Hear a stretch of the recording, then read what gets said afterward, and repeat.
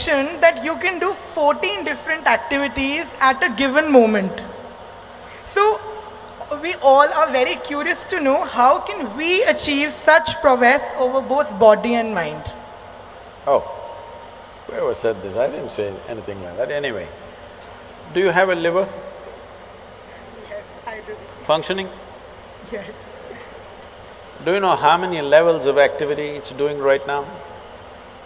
What the liver is doing is far more complex than what your brains are doing right now, do you know this? A brainless liver, if it can do so many things, a brained Praneeth, how many things? No, I was only talking about not activity per se. Yes, activity is also possible. So you must understand this. On a round planet which is spinning right now, hello? Are you on a round planet? Spinning? Most people don't understand this unless, they get sozzled out with something or they get some ailment. Suddenly you see, planet is round. Do you know how complex an activity it is for a human being to walk at a certain latitude on a round planet which is spinning and which has magnetic forces working upon you all the time? It's an extremely complex process. You ask a child who is, let's say, 1 year of age, he knows how complex it is. Have you seen? But the moment you learn to walk, you assume that it's nothing, walking is nothing and you're sick of walking, you want to drive a car, you want to ride a motorcycle. But walking is such a complex process, not 14. 1,000 different functions, your knees and your brains and the fluids in your body, all of them are doing all the time. If only you could conduct these things consciously, you would be doing 1,000 things. Anyway, you're doing it. But if you could conduct this consciously, you would do 1,000 things at a time.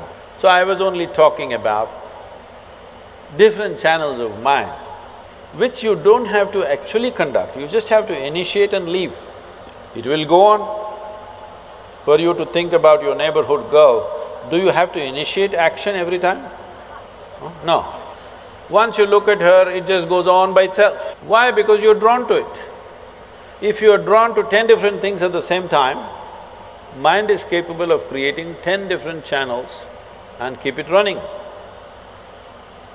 A complex mathematical problem, a sensation, a music, some raga, this, that, 100 things at the same time, because that is how complex human mind is. This complexity you can use either to drive yourself crazy with unbridled thought and emotion, or if you harness it, it can do things that nobody has imagined possible. It can do things in a miraculous way. You can manifest things in a phenomenal way if the necessary training goes. If somebody is walking there, if you just look at them, how they're walking, you can make out whether they're physically fit or not. Yes or no? Body has been worked upon, you can see it or no, just by the walk. Similarly, whether the mind has been worked upon or not, whether your energies have been worked upon or not, is something that's visible. Most people may not see, but if you pay attention, you will see. Right now, most human beings, the problem is we gave you a super computer. The most sophisticated machine on this planet is this human mechanism. I am asking you, have you read the user's manual? Hello?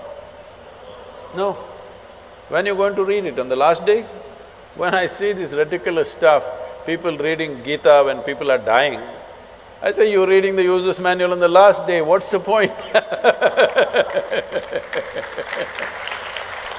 If you buy a phone, should you read the user's manual in the first 3 days or after 3 years when you want to get rid of the phone? Huh? You must read it in the first 3 days. So I'm not asking you to read a scripture. Well, this is a living scripture. Should you not become competent to read this scripture, understand what is the nature of this, what is the full potential of it and explore this? Because this life is not about this or that. This life is about this.